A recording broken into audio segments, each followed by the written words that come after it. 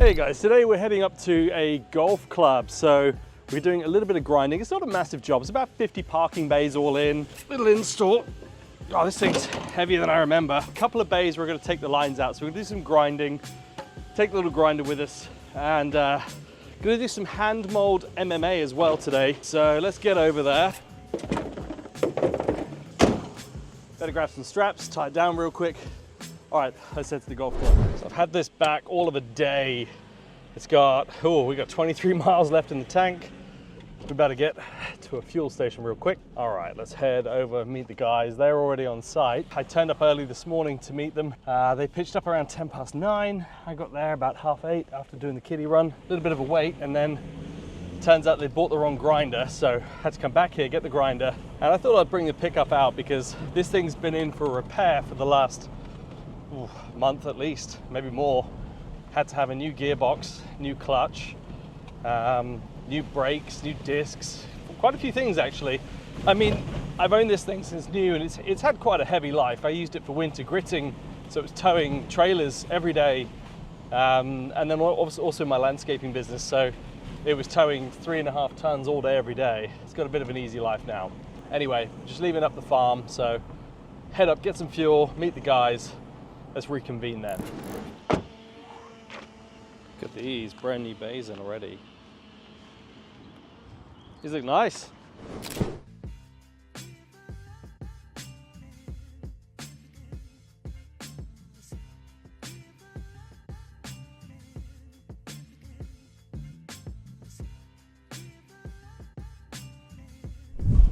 Is that set up for white?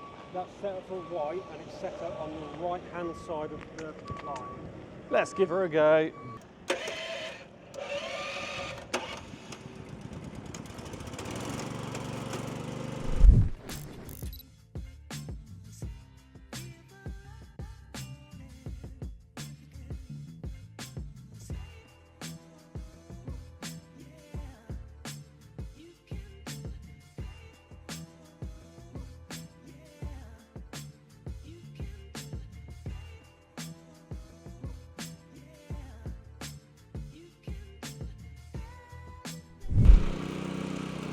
I've said they could park in those bays. They're good, aren't they?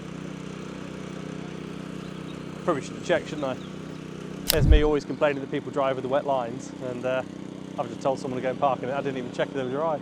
I suppose it'd be up to me to clean it though, wouldn't it? So today we're using a single part system again. This one's another Lineway product. I absolutely love the finish you get. Let me show you a little close-up of this. So it's going on top of a thermoplastic. So the thermo is obviously raised up in some places, but it's not in great condition. There's a lot of cracks all along where the thermo's been originally fitted. So you can see just about every single line where they've previously had thermoplastic installed. You've got cracks. The cracks have actually run all the way along to here, and you've got like a joint all the way along the car park there. So unfortunately what happens is you get moss, moisture, dirt and everything building up inside the cracks. They look terrible as well, but I mean this car park's needed a respray for quite a while. It's certainly going to look good in a moment anyway. What's nice is a little place like this, I think there are 50 parking spaces, 8 arrows to go in, a couple of speed roundels, but what's nice is the whole process should take around 1.5 to 2 hours. We've also got a couple of disabled bays going in there that we ground up just a second ago. So we were turning 3 spaces into 2 spaces. The reason we've done that, let me show you actually so you guys can see. So each of these spaces is 2.4 meters wide. And what we're doing is adding a disabled bay on there, but with the disabled bay, we're going to add an additional 1.2 meters of hatching. So you've got a 2.4 meter bay here in width, then you've got a 1.2 meter hatch, you've got another parking bay this side 2.4 meters, and then you've got a 1.2 meter hatch here, and then it lines up nicely on the other bay. So all we've got to do to turn 3 parking bays into 2 disabled bays is take that one line out the middle, and then we'll repurpose these lines, re-go over the yellow so it looks nice and tidy again, because they're a little bit of a mess over there. And again, you can see where the yellow lines we've got planned to go in, just following the chalk line all the way up there. So we'll put those in and do a nice sort of hatch line all the way across. These are all going the same direction, so everything's starting from left to right, so going higher. Same on this side here, so starting lower, moving up to the right, over here, moving up to the right. You can do a crosshatch. I personally think it looks a mess, so we don't bother doing that. It just doesn't look as tidy. Start on this one, just on here, gonna move up to the top, and then we've got the line just along here, joins up to there. And then the final one they put in was just there. This is a really big gap they left on these ones, but we're gonna keep it back in as it was, make it look uniform again. Bay to go in here, so we'll add the disabled logo. There's a lot of moss on this, which really needs jet washing up, so we're gonna get the guys to tidy this. It's either that or we have to stop the lines short. Now we leave this up to the customer and we ask them to obviously clean and jet wash everything before we arrive, but in this case it's still left really mossy and the paints just won't stick. Doesn't matter what you put down, it won't stick to it. You need to clean it up properly. Any organic growth whatsoever is absolutely gonna stop the lines from sticking. So we always ask the customers, you know, we come out, we see the place before we do the job, and we say, you're gonna need to tidy it and clean it up. Either we can arrange that for you or you guys can do it yourself. Most people opt to do it themselves, but the problem is they don't often do it. Then we turn up to site, looks like this, and we say, okay, well, you know, we'll spray it in for you, but we can't wait, like the job's booked in for now, so your opportunity was 5-6 weeks notice that we normally give, because a lot of our works are on a sort of 5 to 6 week lead time. So we give people the notice to say, hey, get it tidied up.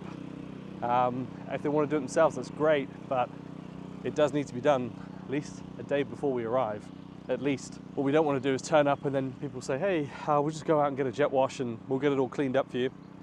And our guys have got to sit and wait on site, and well, that's no good. We're waiting to go. As far as we're concerned, as soon as we get here, we've got to start work, and that means everything should be ready, ready to install upon. I'm not a big golf player. My dad actually plays here. He comes every Friday. He works part-time now, so Fridays he comes here, plays golf. I've never been that great at it. I actually got kicked out of a golf club once. I broke like 6 of their stick things, the clubs, whatever. Yeah, I broke like 6 sticks in one thing, trying to do, what do you call it, when you knock it down the field on, you're in the same place. Driving range. Yeah, completely cocked it up. Alrighty, it's looking good.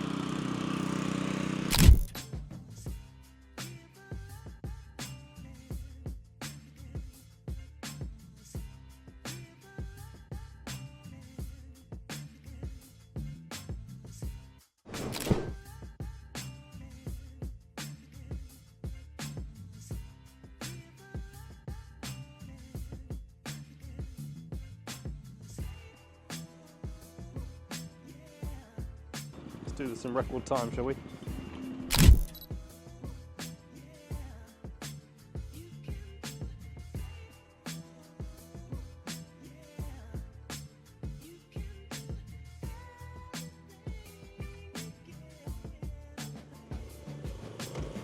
I mean, I'd say you can't really cock it up, but I mean, that would be tempting fate and that wouldn't work out well. And you know, it's a nice little team. We're a pretty small company still, been going about 2 years, and we're just under that 1 million turnover. I think we'll hit it this year actually. I think we'll get there.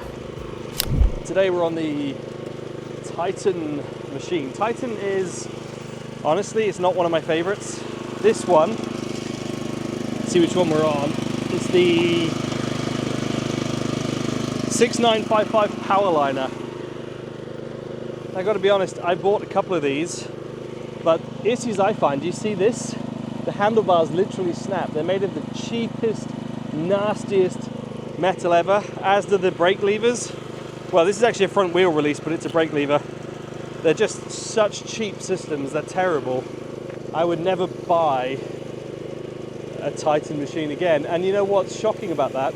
They're owned by a company called Wagner, and Wagner are pretty good. In fact, they're up there with Graco as one of the best. German company that makes great spray systems for commercial and contractor use.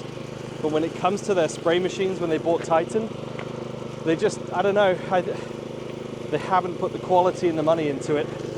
And the problem is they're trying to compete on an international level against people like Graco, and their equipment just isn't up to it. Not the same standard by any stretch. So actually, I regret buying these. I spent nearly £50,000 on Titan equipment, and I'm just not happy with it at all. It's just, not up to the same standard as Graco whatsoever. In fact, I had to return one. I got it delivered, I think it did about 2 hours of use. Went back, it was there for nearly 6 months being repaired before it came back to us. Didn't work, went back again, and in the end they decided they weren't going to send it back to us. They just gave me a brand new machine. In fact, they didn't even give me the same machine, they gave me one of their top of the range, whatever number it is. Basically one of the ones I'm using here, this is a hydraulic. So the lines, I feel, are very, very smooth, I've got to say. That's what's really annoying, actually. What I find most frustrating is that the line quality you get is absolutely superb. I mean, it's such good quality. And the pump, I mean, you listen to it, it's a hydraulic, but it's just, it looks the business, looks really cool, got some great features with it. You don't get like the digital screens that you get with the Gracos, which I really like, to be fair, but you don't need them because the only thing we do is adjust pressure. That's about it. We don't use that digital screen for anything else other than adjusting the pressure. And so there's nothing wrong with having the analog sort of style like this and a basic little dial. That works fine. But these things have got really cheap joints here, so they leak like crazy. The filter housing is on this cheap crap monkey metal sort of bar that's just shit, quite honestly. And I don't understand, because they've added this bit on here for the hydraulic pump. It would cost you another 20 quid to add a bar thing onto there and bolt this thing down properly. But instead they've gone for this really cheap, nasty fitting sort of thing. And it's just shit. It's just cheap shit. The pump itself is great, but the rest of it, they've used such cheap products. So really cheap handlebars. These things bend like crazy. You can see the crease lines inside where we have to keep bending them back up again. As I said, the levers are cheap crap as well. These things just literally fall apart. The filter housings on this really cheap monkey metal thing, it's just shit. There's another 20 quid's worth of steel just to add this in, and I think, Christ, add 20 quid onto the price. Much, much better. The engine is great, but it's a Honda, so you'd expect it to be amazing. But everything about it, even the guns I hate. The gun you get with these is this very modern looking little aluminium piece, but I got to be honest, I love the cast ones from Graco. They're solid. They haven't changed in 20, 30 years because they just work. These things are the contractor guns. This is what you get for indoor spraying jobs.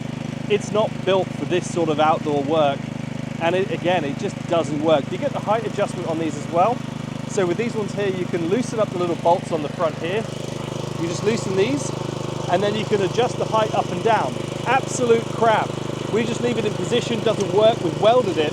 And then what we've done is to get lasers working on it, we've welded a bar on here, and then fitted our lasers on there, because again, it was just such a crap design for the lasers. We've then taken off the adjustable bit you've got here, so this allows your arm to move up and down, but as you can see here, it wobbles like crazy. So what we've done is we've taken off the little butterfly sort of nut things and fitted bolts on to bolt it steady.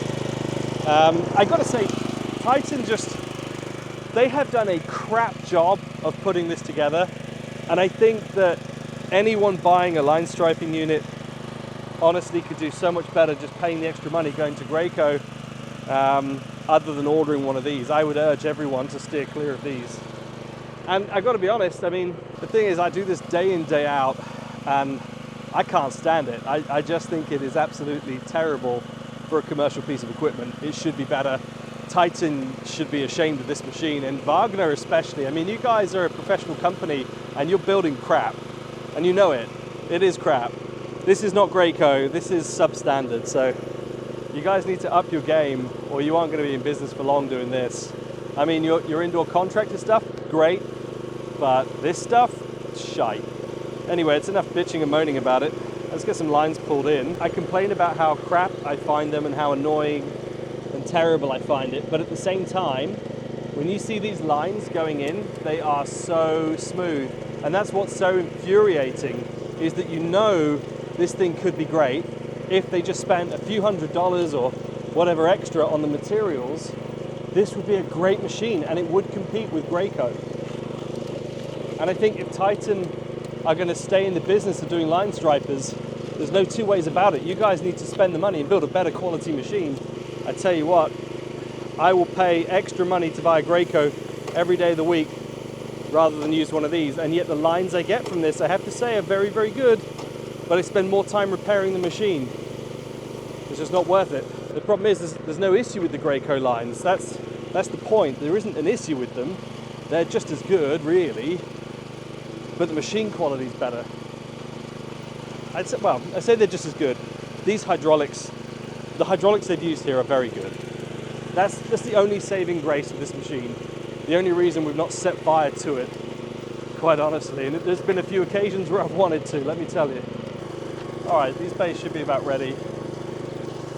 Whew, it's a bit of weight pushing uphill.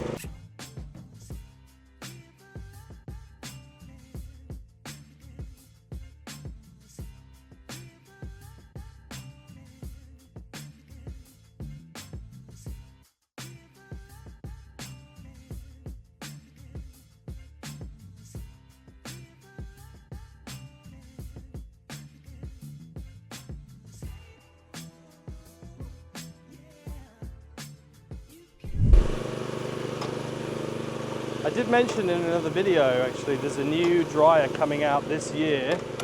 I don't have the dates yet or the fixed pricing, but it's available in the UK from 2024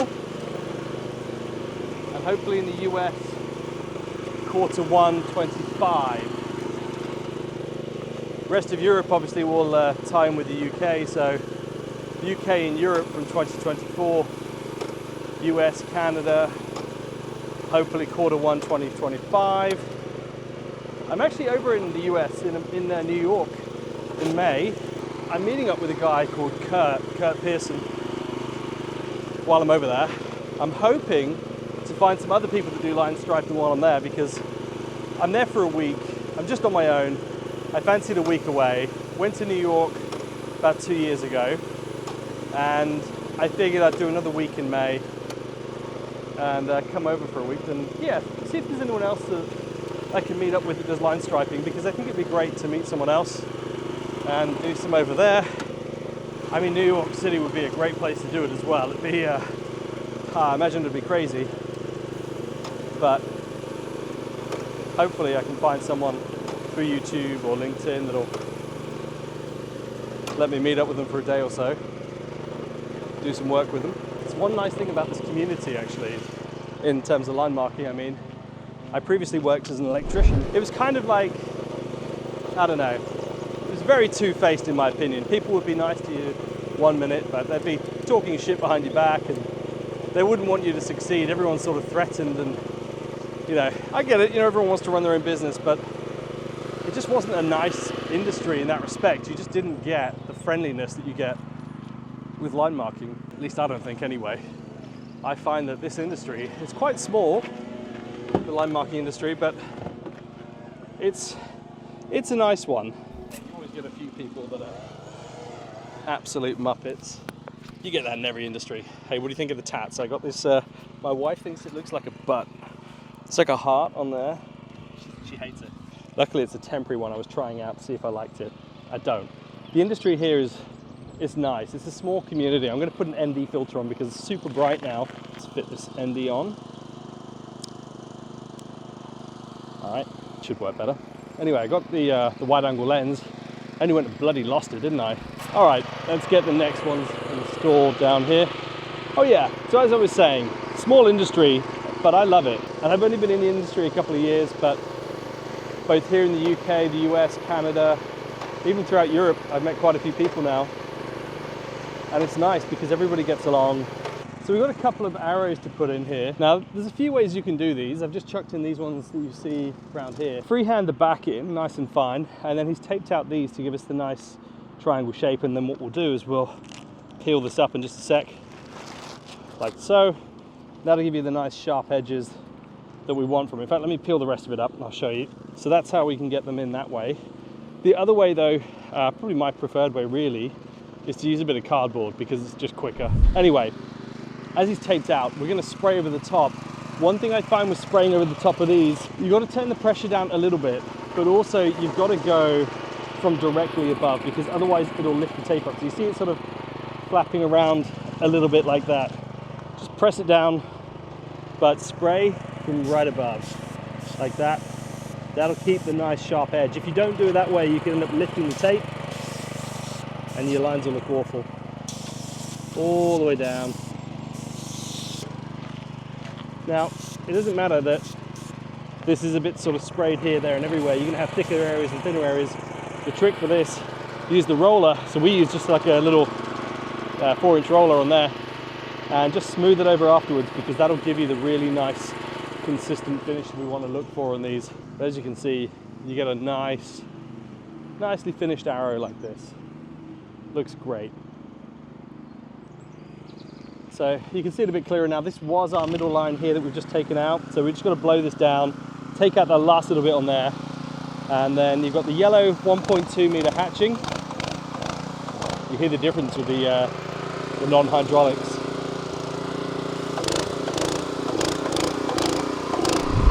Nice. So all we've got left now is the logos. We've got logo into this one, a logo here, and a logo in the middle of this. That'll look absolutely amazing. Arrow to go in here. Looks like an arrow at the start there as well, and an arrow to do here. So for those ones, we've got I think, let's have a quick look, see what the circle looks like if we can follow it round. The problem with this, like the Graco, you've got this area on the back where you can fit the gun, and it means when you're doing circles or anything like that, it's just super handy, whereas you don't get that on a Titan. If you look at the ground here, we're going to try and sort of follow the circle. It's bloody hard. It's better to hand mold this to get that just right, to be fair. I prefer to hand mold. So there's one at the very start, there's one just here. All right, let's refit the gun on, and we're good to go.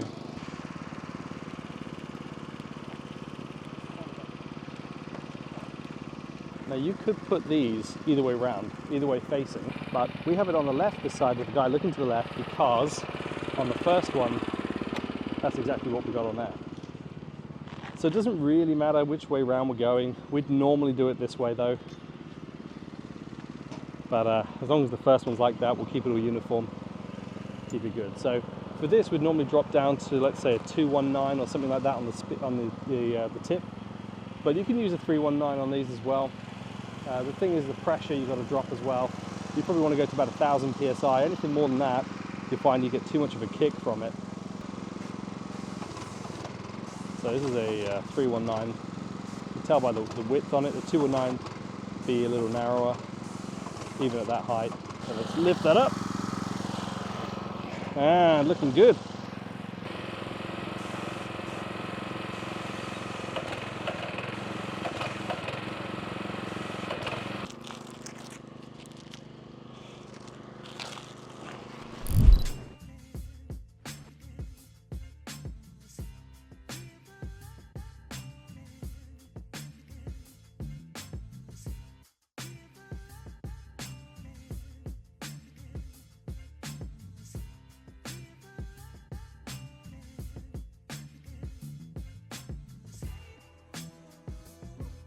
So that's pretty much it for this job. We're going to give it a wrap now, head on to the next one. Let me show you a quick round though before we go. Let's have a quick look. So parking bays we've installed all this side. These are a 2.4 by 4.7 straight over the top of a thermoplastic system using a single part over the top of them. Nice little hatched area. Looking absolutely brilliant. I love this yellow. It's such a fantastic product. Really, really love the finish we get with it. Great looking product. Better not leave the stencil. Arrows around the side. Yeah, that's pretty much it. So I say it's a nice little job. It's funny, we came here this morning, really nice and hot, then it turned grey like it was going to piss it down, then it turned super sunny and bright, had to put the ND filter on, and now super grey yet again. Alrighty. Oh.